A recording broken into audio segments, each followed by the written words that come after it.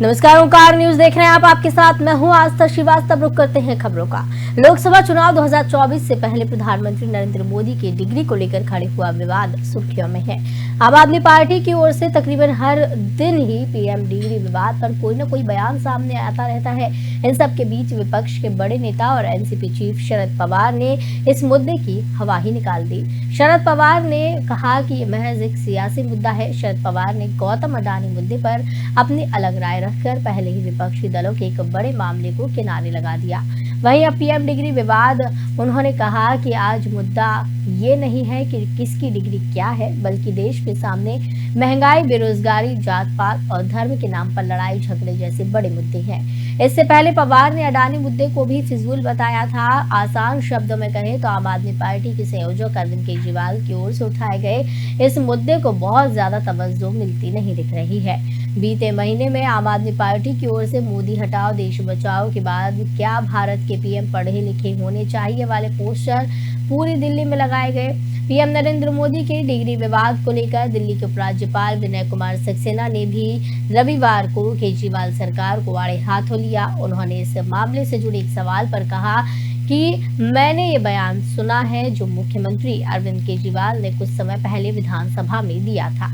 उन्होंने कहा कि मैं ये कहना चाहूंगा कि कभी भी किसी को अपनी डिग्री पर गुमान नहीं होना चाहिए, क्योंकि डिग्रियां तो पढ़ाई के खर्च की रसीदें होती हैं। शिक्षा वही है जो आपका ज्ञान और आपका व्यवहार दर्शाता है। उन्होंने केजरीवाल पर परोक्ष रूप से निशाना साधते हुए कहा कि इन कुछ दिनों में मैंने देखा है कि किस तरह का व्यवहार हो रहा है। मैं ये कह सकता हूँ कि अब ये बात भी साबित हो गई है कि कुछ लोग आईआईटी से डिग्री लेने के बावजूद अशिक्षित रह जाते हैं। तो शरद पवार ने बड़ा बयान दिया है और संभावना जताई जा रही है कि जिस तरीके से अरविंद केजरीवाल की तरफ से पीएम की डिग्री का ये जो मुद्दा उठाया गया था, ये कहीं ना कहीं लोकसभा चुनाव पर भी असर डालेगा। सवाल खड़ा हो रहा है कि क्या ये वाकई में लोकसभा चुनाव को प्रभावित करेगा, क्योंकि 2024 के लोकसभा चुनाव ज्यादा दूर नहीं रह गए हैं और चुनावों के पहले प्रधानमंत्री की डिग्री का ये मुद्दा मुख्यमंत्री अरविंद केजरीवाल ने उठाया है। लेकिन जिस तरीके से सुर्खियों में पीएम के डिग्री का ये मुद्दा है, शरद पवार ने इसे फिजूल का बता दिया। इसके पहले अडानी मुद्दे को भी शरद पवार ने कहा था कि ये सब फिजूल के मुद्दे हैं। आज मुद्दे कुछ और हैं।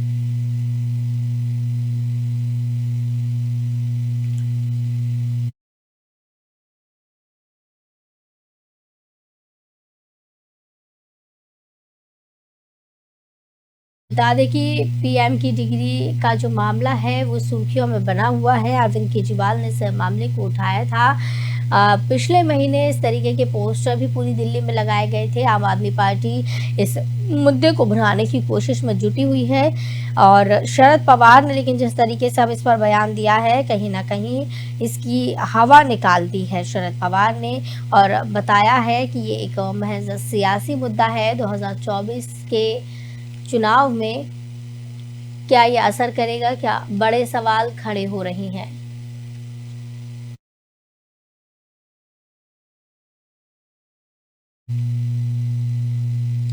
प्रधानमंत्री नरेंद्र मोदी ने ईसाई धर्म के पर्व ईस्टर पर दिल्ली के एक बड़े चर्च का दौरा किया। PM Modi sacred heart Catholic church पहुंचे, वहां पर उनका स्वागत किया गया। पीएम मोदी का वीडियो सामने आया है। पीएम मोदी जैसे ही चर्च पहुंचे, पादरियों ने उन्हें शॉल ओढ़ाकर और फूलों का गुलदस्ता भेंट कर स्वागत किया। चर्च में बच्चों ने सामूहिक प्रार्थना की। इस दौरान आम लोग भी चर्च में मौजूद थे। पीएम मोदी ने ईसा मसीह के प्रति की गई प्रार्थना शांत मुद्रा में सुनी। चर्च की ओर से पीएम मोदी को प्रभु यीशु वाला एक स्मृति चिन्ह भी भेंट किया गया। अंत में पादरियों और बच्चों ने पीएम मोदी के साथ फोटो खिंचवाए। इसके बाद पीएम मोदी चर्च में मौजूद रहे आम लोगों का अभिवादन स्वीकार करते हुए बाहर आ गए। जानकारी के मुताबिक चर्च के बाद पीएम मोदी का बीजेपी मुख्यालय पहुंचने के लिए शेड्यूल निर्धारित किया गया था। इससे पहले सुबह के वक्त प्रधानमंत्री नरेंद्र मोदी ने ट्वीट कर लोगों को ईस्टर की बधाई दी। पीएम ने लिखा है कि हैप्पी ईस्टर। ये विशेष अवसर पर हमारे समाज में सद्भाव की भावना को गहरा करे। ये लोगों को समाज की सेवा करने और दबे कुचले लोगों को सशक्त बनाने में मदद करने के लिए प्रेरित करें। हम इस दिन प्रभु ईसा मसीह के पवित्र विचारों को याद करते हैं। तो आपको बताते चले कि हैप्पी ईस्टर के मौके पर पीएम नरेंद्र मोदी चर्च पहुंचे हैं और उनका यहाँ पर पादरियों ने स्वागत किया है, बुके दिया गया है। पीएम नरेंद्र मोदी ने ईस्टर की बधाई दी है, देशवासियों को शुभकामनाएं दी हैं। पीएम के दौरे से पहले चर्च के पादरी फ्रांसिस स्वामीनाथन ने इस समाचार एजेंसी से बातचीत में कहा कि ऐसा पहली बार है जब कोई प्रधानमंत्री चर्च का दौरा कर रहा है। उन्होंने खुशी बयां करते हुए कहा कि हम रोमांचित है कि पीएम नरेंद्र मोदी चर्च का दौरा कर रहे हैं। बता दें कि ईस्टर को ईस्टर संडे भी कहा जाता है। ये गुड फ्राइडे के बाद आता है। मान्यता है कि ईसा मसीह को जिस दिन सूली पर चढ़ाया गया था उसका शोक मनाते हुए गुड फ्राइडे मनाया जाता है। वहीं तीसरे दिन प्रभु यीशु फिर से जीवित हो गए थे, इस वजह से ईस्टर मनाया जाता है। तो आपको बताते चले कि प्रधानमंत्री नरेंद्र मोदी ने ईस्टर की सभी को शुभकामनाएं दी हैं और साथ ही साथ उन्होंने कामना की है कि विशेष अवसर समाज में शांति और सद्भाव की भावना को गहरा करे। मोदी ने ट्वीट किया, ईस्टर की शुभकामनाएं। ये विशेष अवसर हमारे समाज में शांति और सद्भाव की भावना को गहरा करे। उन्होंने लिखा कि ये पर्व लोगों को समाज की सेवा करने और वंचितों को सशक्त बनाने में मदद करने के लिए प्रेरित करे। हम इस दिन प्रभु ईसा मसीह के पवित्र विचारों को याद करते हैं। दुनिया भर में ईसाई समुदाय के लोग ईस्टर को बड़ी ही धूमधाम के साथ मनाते हैं। दिन सूली पर चढ़ाए गए तीसरे दिन ईसा मसीह पुनः जीवित हो गए थे। उन्होंने तो आपको बताते चले कि इस दौरान पीएम नरेंद्र मोदी चर्च पहुंचे हैं और यहां पर पादरियों ने उनका जोरदार स्वागत किया है। हैप्पी ईस्टर की भी पीएम नरेंद्र मोदी ने सभी को शुभकामनाएं दी हैं। दिल्ली के एक चर्च में पीएम नरेंद्र मोदी पहुंचे हैं और पीएम ने sacred heart cathedral Catholic church का दौरा किया है और उनके इस दौरे पर काफी खुशी पादरियों ने जताई है और इसी के चलते उनका स्वागत भी किया है। पीएम मोदी जैसे ही चर्च पहुंचे, पादरियों ने उन्हें शॉल ओढ़ाकर और फूलों का गुलदस्ता भेंट कर स्वागत किया। चर्च में बच्चों ने सामूहिक प्रार्थना भी की। पीएम मोदी ने ईसा मसीह के प्रति की गई प्रार्थना शांत मुद्रा में सुनी।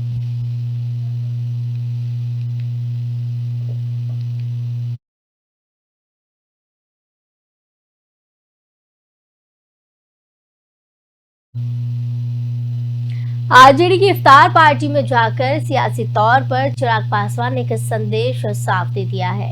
उन्होंने कहा कि आज की तारीख में नीतीश कुमार से उनकी दूरी उसी तरह है जैसे पहले थी। तेजस्वी यादव से सियासी हो या व्यक्तिगत आज भी दोस्ती है। शुक्रवार को बिहार के मुख्यमंत्री ने भी इफ्तार पार्टी का आयोजन किया था। हालांकि नीतीश कुमार के इफ्तार में चिराग पासवान शामिल नहीं हुए थे, जो दिन बाद राबड़ी आवास में आयोजित हुई थी। आरजेडी की इफ्तार पार्टी में शिरकत करने के लिए चिराग पासवान पहुंच गए। माना जा रहा है कि चिराग पासवान आरजेडी की इफ्तार पार्टी में पहुंचे और इसी के चलते बीजेपी की चिंता बढ़ गई है। अब तक चिराग पासवान का झुकाव बीजेपी की ओर ही नजर आ रहा था। राबड़ी आवास पहुंचकर चिराग पासवान ने संदेश दे दिया है कि अभी सभी दरवाजे खुले हैं।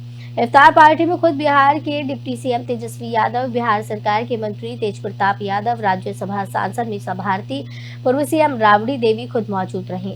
इनके अलावा महागठबंधन के सभी घटक दल के नेता भी शिरकत करने पहुंचे। बिहार के मुख्यमंत्री नीतीश आरजेडी की इफ्तार पार्टी में शिरकत करने के लिए सीएम आवास से राबड़ी आवास पैदल पहुंचे। उनके साथ जदयू के राष्ट्रीय अध्यक्ष ललन सिंह, मंत्री विजय कुमार चौधरी भी पहुंचे। तो आपको बता दें कि चिराग पासवान ने शिरकत की है इफ्तार पार्टी में, जो कि राबड़ी आवास पर आयोजित की गई थी। पासवान का साफ कहना है कि तेजस्वी उनके दोस्त है, चाहे सियासी हो या फिर व्यक्तिगत हो। आरजेडी की इफ्तार पार्टी ने बीजेपी की टेंशन बढ़ा दी है। हालांकि नीतीश कुमार ने भी इफ्तार पार्टी का आयोजन किया, लेकिन चिराग पासवान उस पार्टी में नहीं पहुंचे। इस जैसे ही पहले नीतीश कुमार के साथ दूरी थी, आज भी वैसी ही दूरी है, चिराग पासवान ने कहा। और तेजस्वी यादव पहले भी उनके दोस्त थे और आज भी उन्हें दोस्ती बताया, चाहे सियासी हो या व्यक्तिगत हो। तेजस्वी यादव से सियासी और व्यक्तिगत दोनों ही रिश्ते काफी अच्छे चिराग पासवान के बताए जा रहे हैं। शुक्रवार को बिहार के मुख्यमंत्री ने भी इफ्तार पार्टी का आयोजन किया था, वहां पर चिराग पासवान नहीं पहुंचे थे और उसके बाद जब तेजस्वी यादव की तरफ से ये पार्टी का आयोजन राबड़ी आवास पर किया गया तो यहाँ पर चिराग पासवान ने शिरकत की। माना जा रहा है कि चिराग पासवान आरजेडी की इफ्तार पार्टी में जाकर सियासी तौर पर बीजेपी की चिंता बढ़ा रहे हैं। अब तक चिराग पासवान का झुकाव बीजेपी की ओर ही नजर आ रहा था।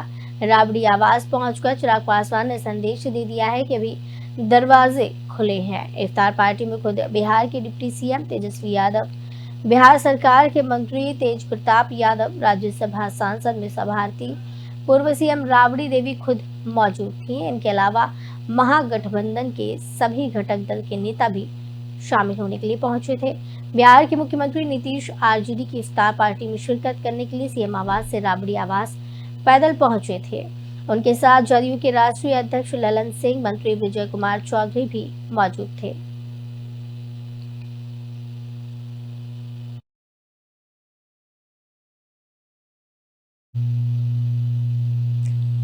हरियाणा के गृह मंत्री अनिल विज ने बड़ा बयान दिया है। उन्होंने राहुल गांधी पर निशाना साधा और कहा कि राहुल गांधी को अडानिया फीवर हो गया है, सारा दिन अडानी करते रहते हैं।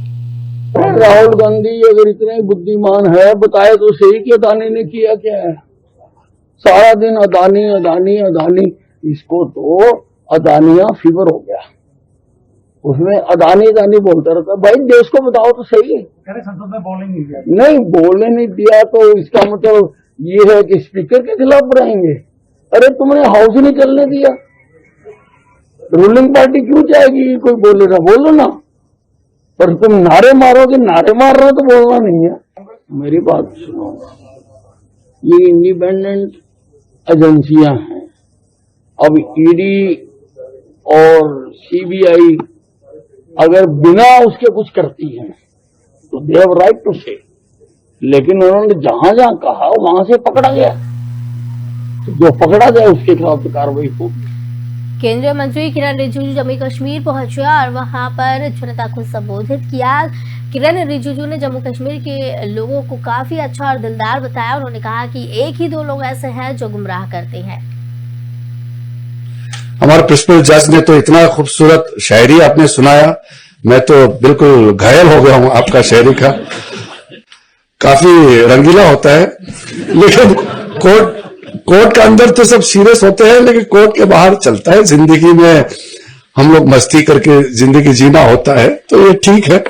मुझे बड़ा इम्प्रेस किया आपने, और कश्मीर में आने से अच्छा शायरी सुनने को मिलता ही है, और खास करके जब कोई कल्चरल प्रोग्राम, सांस्कृतिक कार्यक्रम होता है तो और भी अच्छा लगता है। कश्मीर के लोग बहुत अच्छे हैं। जम्मू कश्मीर, लद्दाख, ये मैं बहुत एक्सटेंसिवली टूर किया है। यहाँ के लोग बहुत दिलदार है। जो एक दो लोग गुमराह करते हैं, बाहर से लोग आकर के दिमाग घुमाते हैं, एक दो हो सकते हैं, बहुत कम है, लेकिन मेजोरिटी जम्मू कश्मीर के लोग दिलदार होते हैं, बहुत अच्छे लोग होते हैं, अच्छे इंसान होते हैं। आप लोग से मिलकर के बहुत अच्छा लगा, और आगे भविष्य में फिर से मिलेंगे। बहुत बहुत। हरियाणा की बॉक्सिंग खिलाड़ी स्वीटी पूरा ने बड़ा बयान दिया। उन्होंने जनता को संबोधित किया और साथ ही साथ कहा कि वोट सोच का। अब हम लोग खेल को बहुत अच्छे से जानने लगे, और ये शुरुआत की थी हमारे माननीय मुख्यमंत्री जो रह चुके हैं भूपेंद्र हुड्डा सर ने। जब हम बहुत छोटे छोटे थे और सुनते थे कि आज ये डीएसपी लग गया, आज ये मतलब इंस्पेक्टर लग गया, ऐसे इन्होंने इतनी पॉलिसी जो आज उनको इतने पैसे दिए, तो उनसे ना हम लोग मोटिवेट हुए, और उनसे मोटिवेट होकर जो मैंने वर्ल्ड में मेडल लिया। और अब बिहार में एक बार फिर कोरोना अपने पैर पसारने लगा है। रोजाना कोरोना के नए मामलों में बढ़ोतरी देखने मिल रही है। बिहार में लगातार दूसरे दिन कोरोना के 42 नए मरीज मिले। बता दें, शनिवार को भी प्रदेश में कोरोना से संक्रमित 46 मरीज मिले थे, जिसके बाद आज फिर 42 नए मरीज लिस्ट में जुड़ गए हैं। प्रदेश में बीते 24 घंटे में कोरोना के 42 नए संक्रमित मामले मिले हैं। राजधानी पटना से 22 मरीज सामने आए, बाकी मरीज प्रदेश के अन्य जिलों से मिले हैं। अब प्रदेश में पॉजिटिव कोरोना संक्रमित मरीजों की संख्या 145 हो गई है। पटना में एक्टिव मरीजों की संख्या 79 है, तो वही दूसरे नंबर पर गया, जहां पर एक्टिव मरीजों की संख्या 20 है। 31 मार्च से 8 अप्रैल तक जिले में 50,000 लोगों की जांच की गई है। पीएमसीएच के डॉक्टर रंजीत ने कोरोना के मामलों में लगातार हो रही बढ़ोतरी को देखते हुए लोगों से अपील की है कि अब भीड़ वाली जगह पर लोग मास्क पहने। उन्होंने कहा है कि लोगों को छींकते और खांसते समय चेहरे पर रुमाल रखना जैसे नियमों का पालन करना अब शुरू कर देना चाहिए। सबसे महत्वपूर्ण है कम से कम जो लोग अस्पताल में आ रहे हैं वे मास्क जरूर पहने। अस्पतालों में इलाज की व्यवस्था पर रखने के लिए 10 यानी कि आज और 11 अप्रैल को मॉक ड्रिल होगा। Civil surgeon doctor Shravan Kumar ने बताया कि अब लापरवाही ठीक नहीं है। अस्पतालों को अलर्ट मोड में रहने के निर्देश दिए गए हैं। जिला अस्पताल या पीएचसी में भी संदिग्ध मरीज आने पर जांच कराने और सूचित करने के निर्देश दिए गए हैं। तो बता दें कि तेजी से कोरोना पैर पसारते हुए नजर आ रहा है। दूसरे दिन भी 42 मरीज सामने आए हैं और अस्पतालों को अब निर्देश दिए गए हैं। एक्टिव मरीजों की संख्या 145 पर पहुंच गई है। बता दें बिहार में तेजी से कोरोना फैलता हुआ नजर आ रहा है। एक्टिव मरीजों की संख्या 45 पर पहुंच गई है।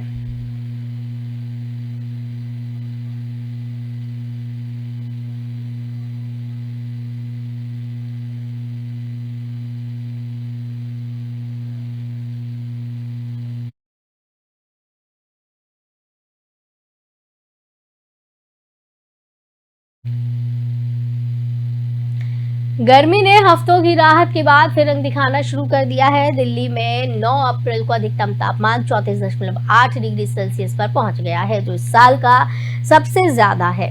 मौसम विभाग ने बताया है कि तापमान में ये बढ़ोतरी आगे भी जारी रहेगी। इससे पहले दिल्ली में 15 मार्च को अधिकतम तापमान रिकॉर्ड किया गया था, जो 34.3 डिग्री सेल्सियस था। 8 अप्रैल को दिल्ली में अधिकतम तापमान 34.1 डिग्री सेल्सियस था। न्यूनतम तापमान 14.1 डिग्री सेल्सियस था। इसी बीच शुष्क पश्चिमी धूल भरी हवाओं के चलते 9 अप्रैल को देश की राजधानी में हवा की गुणवत्ता एक बार फिर से खराब श्रेणी में पहुंच गई है। मौसम विभाग ने पहले रविवार और मंगलवार को बारिश की संभावना जताई थी, लेकिन अब संशोधित पूर्वानुमान में कहा गया कि अगले सप्ताह बारिश होने की संभावना नहीं है। पूर्वानुमान के मुताबिक अगले 3 से 5 दिनों के दौरान देश के अधिकांश हिस्सों में अधिकतम तापमान में 3 से 5 डिग्री सेल्सियस की क्रमिक वृद्धि होगी। दिल्ली में गुरुवार को अधिकतम तापमान 36 डिग्री और शनिवार तक 37 डिग्री को छू सकता है। दिल्ली में आमतौर पर मार्च में ही पारा 35 डिग्री के निशान को पार कर जाता है, लेकिन इस साल मार्च के दूसरे पखवाड़े से रुक रुक कर शुरू हुई बारिश के चलते लोगों को गर्मी से राहत रही। पिछले साल 31 मार्च को ही 39.6 डिग्री तापमान दर्ज किया गया था। मार्च 2021 में ये 40.1 डिग्री सेल्सियस रिकॉर्ड किया गया। मौसम विभाग ने रविवार और मंगलवार को दिल्ली और आसपास के इलाकों में अलग अलग जगहों पर हल्की बारिश की संभावना जताई थी। अब पूर्वानुमान को बदल दिया गया है। आईएमडी ने बताया कि सप्ताह के आखिरी हरियाणा और पूर्वोत्तर राजस्थान में एक चक्रवात गठन की उम्मीद थी, अब इसकी संभावना नहीं है। मौसम विभाग के अनुसार तेलंगाना के तमिलनाडु और पुडुचेरी के कुछ इलाकों में अगले 5 दिनों तक बारिश हो सकती है। देश के अन्य कई हिस्सों में बारिश की कोई विशेष संभावना नहीं है।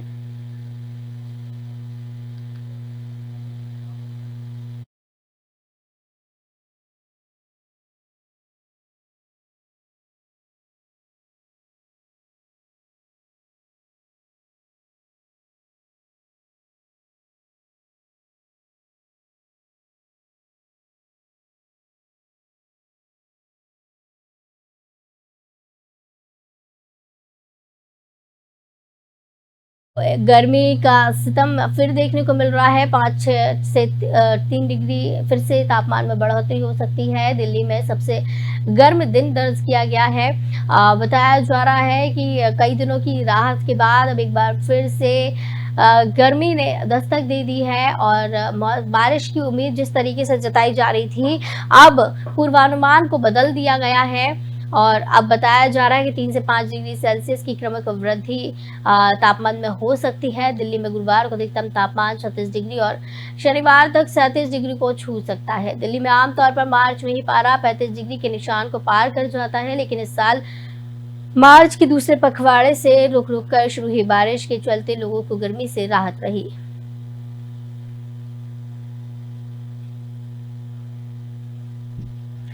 तो इस बुलेटिन में फिलहाल इतना ही। मुझे दीजिए इजाजत। नमस्कार।